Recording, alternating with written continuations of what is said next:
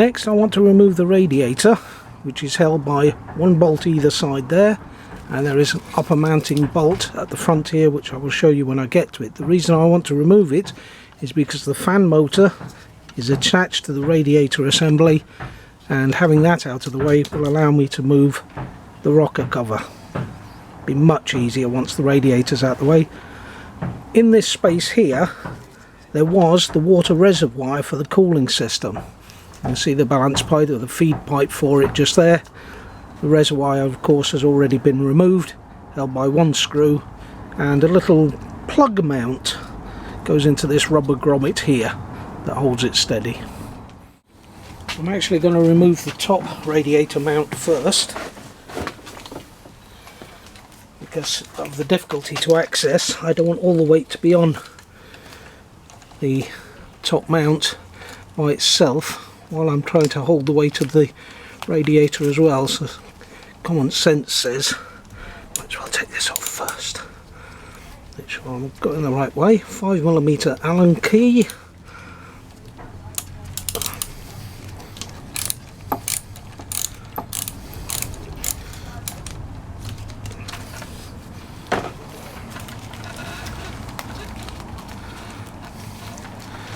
Takes off nice easy Allen bolt, which I believe, if I remember, has a top hat washer. There we go, top hat washer, and the rubber mount is built in. 10mm hex head.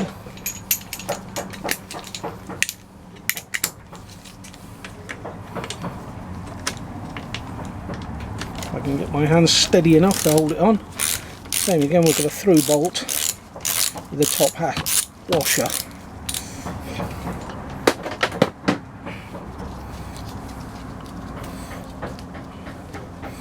See that fall loose.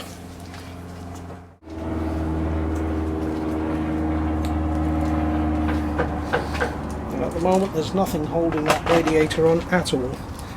She should just, but before I do that, of course, I've got to disconnect the radiator wiring. Disconnect it, feed it through, and hopefully, but we have another problem. So before I can remove the radiator, I have to disconnect the radiator filler cap.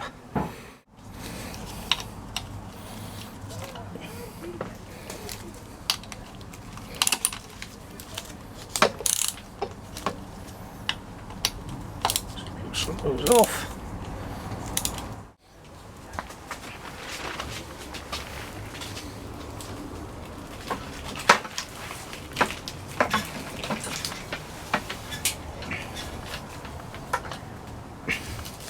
There we go, radiator removed. I return the bolts back into their positions if I can. There we go. So I'm not hunting all over the shop trying to find them later. So now, as you can see, we've got plenty of space apart from these few pipes here. We've got plenty of space now that we should be able to unbolt the rocker cover to come off. I'm not actually going to take that rocker cover off just now. I'll do that when I come to do the carbs, etc. In fact, I might actually do the exhaust and the carbs first, because I don't want to leave that cylinder head exposed or the cams exposed just because, well, I won't be doing it immediately. Nice aerial view down onto the carburetors and the airbox here. The airbox has to be moved back out of the way to allow the carbs to come free. There are two bolts here that hold the airbox. As you can see, those bolts are in elongated slots but are as far back into those slots as they can possibly go. The only other way around it is to remove these two cap head bolts and see if that allows enough wiggle room to allow the carbs to come back enough to come off the rubber mounts at the front. Now, they don't have to come back far, it's a matter of about 1 centimetre to move back. Obviously I have to undo these bands. Which of course means there's a screw underneath, fairly standard on most carburetors. But I want to get those carburetors off to get them cleaned up. And of course the exhaust will need to come off. There's 8 hex-egg nuts to come off the headers. There's no centre support for the exhaust. The only other place it's held is by a bolt at the back here. Goes through the footrest mount.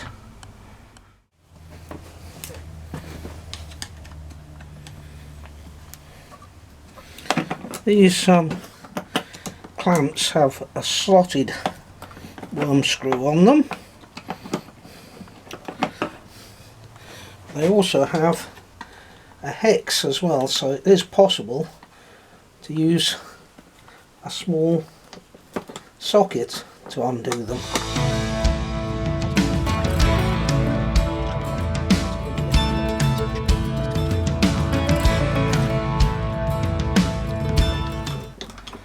There we go. Now that leaves a little gap to be able to move the carburetors out of the way.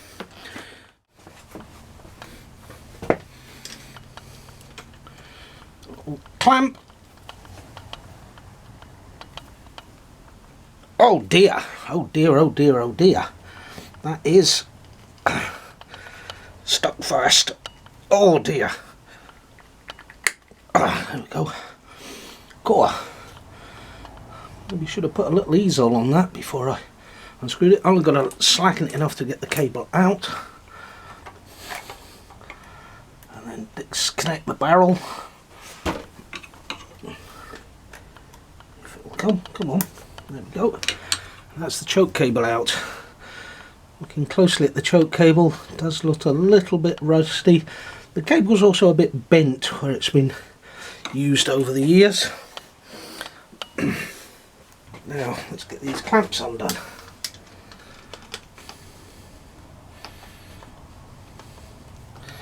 While the outer ones are reasonably easy to reach, the problem comes if I can slacken these off enough.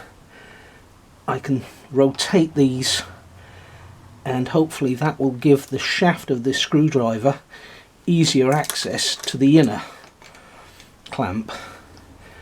Yes, of course all 4 of them have the clamp at the bottom. No, I can't get it rotated enough. It's catching. I've now got to find the screw, the inner one. I have to do this a little bit in braille. It's finding that screw. It's a real pig to do without eyesight. It's too small a space to try and get my hand there. The alternator there is in the way.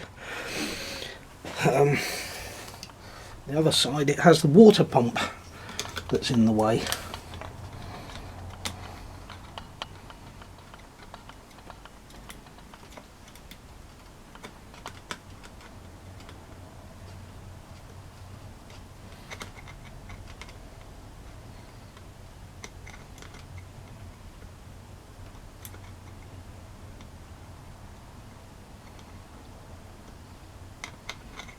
I'm doing this in braille and it's not working.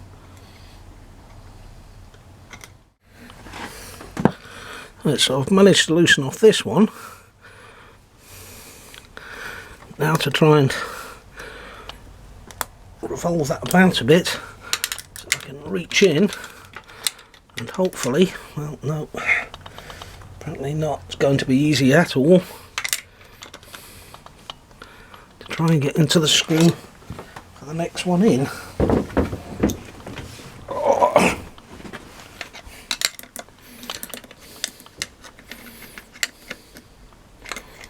No, I'm not.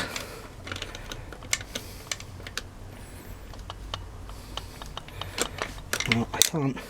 I've got to try and put the tip of the screwdriver into it and then try and turn it without being able to see it. And it's really rather difficult. Bit of a swine. I feel myself into something, but I can't feel whether it's the screw or not. Okay, the other way to do it then is to remove this completely.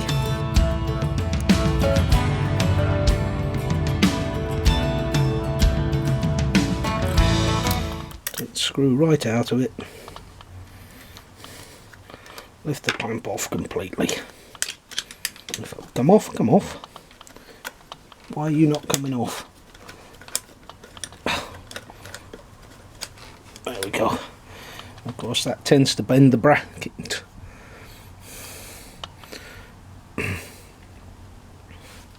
A real nuisance.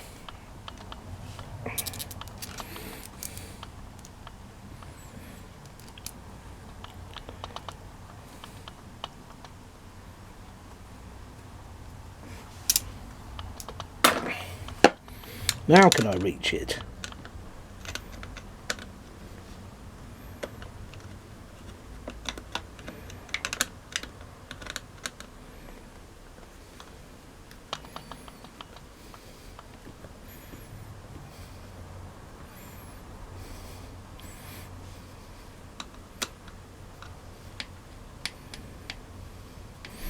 Well, it appears that I am undoing it. It appears to be loose now. And to be fair, all I need it is to be loose. I don't need to take it right off. Just as long as it's not clamping down the hose anymore. Okay, same again. I have to take this screw all the way out.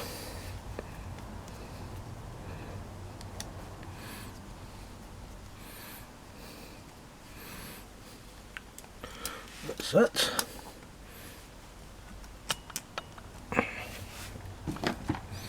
Set the screw to one side and then remove the clamp. I should be able to reach in and get to the other screw.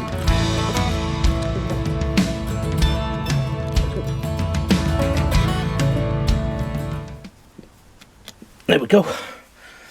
Again, just enough to loosen it.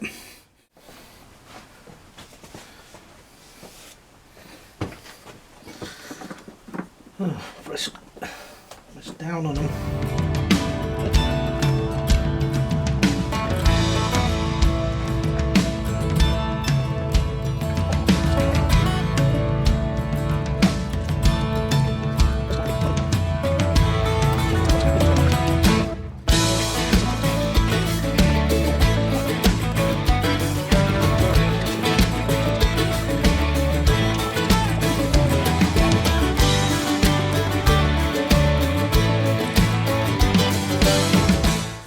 Right, I can see what's happening.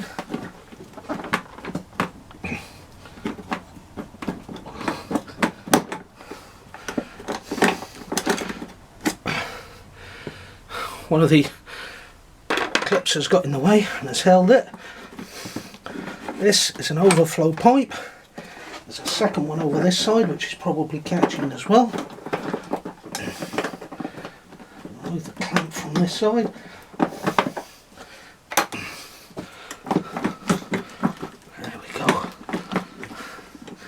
You think this is bad? Wait until we put them back in. Okay, these carbs, there you go. That's a free. Now to disconnect the throttle cable. Now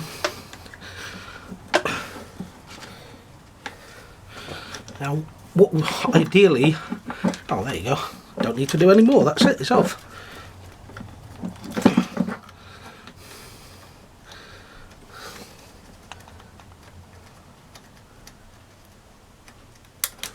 There you go, that's it disconnected.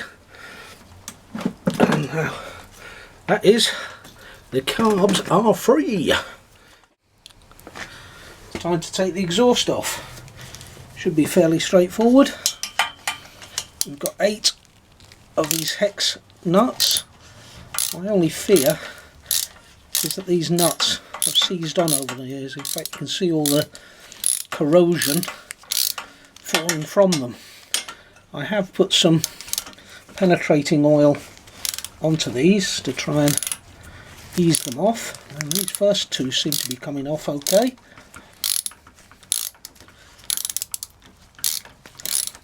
Well, that's them loosened anyway. I've got the camera in there, can't I get the tool in there? Ah, now I can't get the tool in because of the frame rail. I can get the tool into that one and make sure that I'm undoing it, not doing it up gently. Okay, that seems to be coming off okay. I do like these elongated nuts, they do seem to loosen easier. I'm going to have to get an open-ended, no, not an open-ended, but a ring spanner. Come on.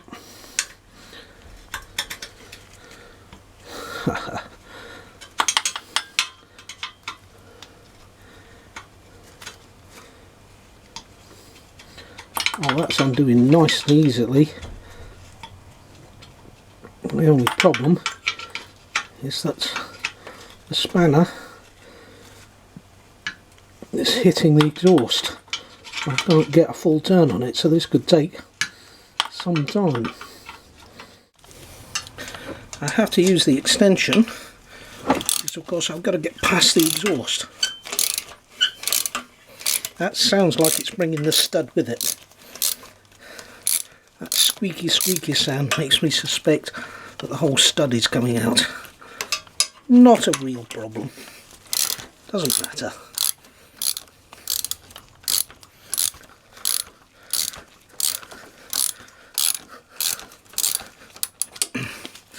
That one seems to be okay.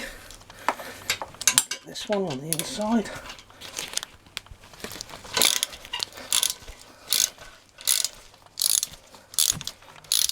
Yep. And one more on the inside here. That one seems to be loose already. Okay.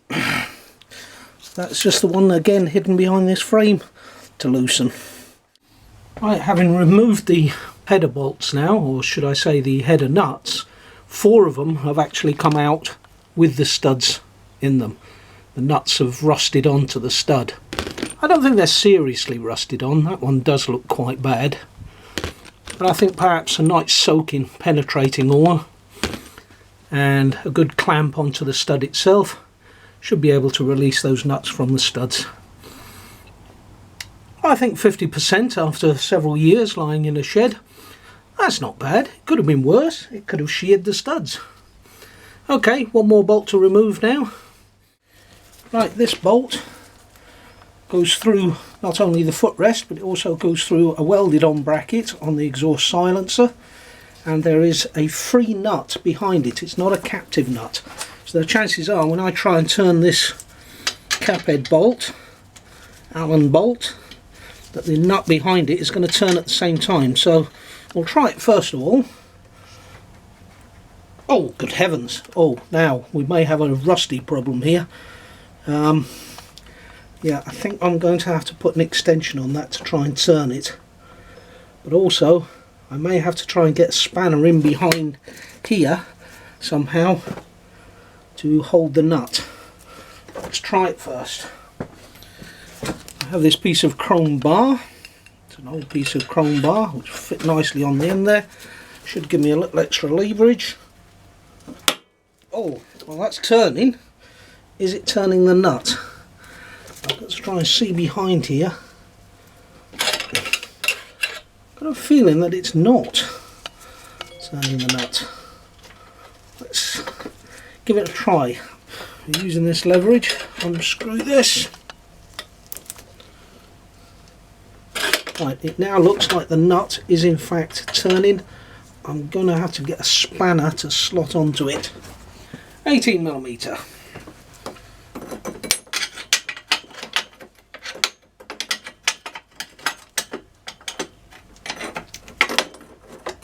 still seems to be a bit on the slack side.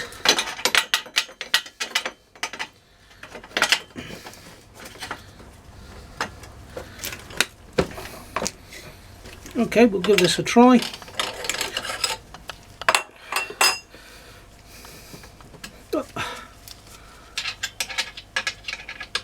If I can get it in.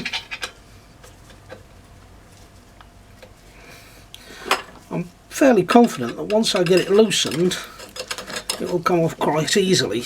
Oh, there you go, that's not too bad. That's not too bad at all. Surprisingly good, I would say. I've got to be careful though, the weight of the silencer is hanging off the bracket at the moment. When I take this bolt out, of course, there's nothing supporting it. Nope. Spanner's come off. And it's really difficult to try and see inside here at the same time as trying to hold it.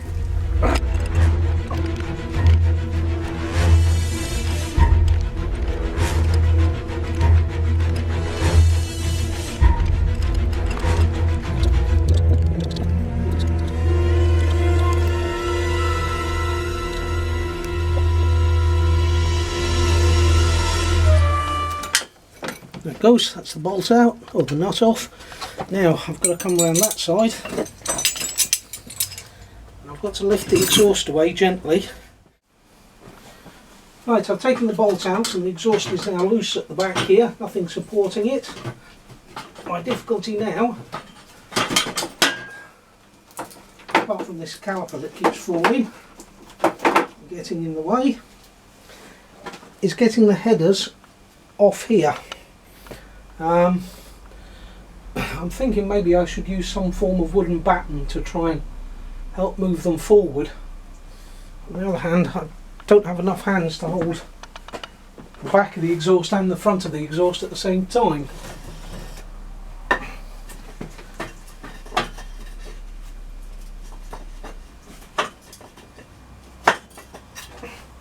Oh, now that sounds like it's moving. You can see all the rust, the aluminium corrosion, and that's it off. Probably not the best way to do it, but it is done. So that's better.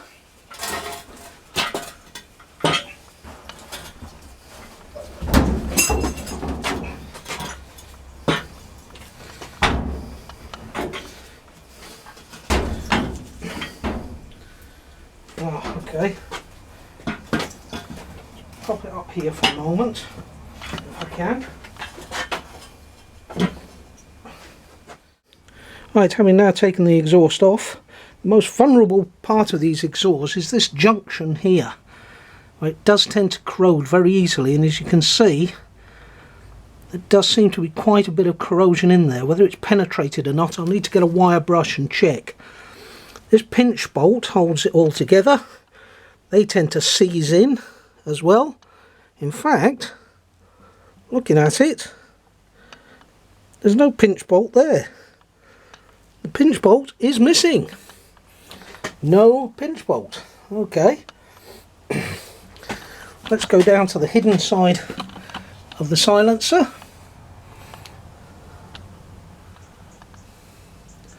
There is some light surface corrosion there.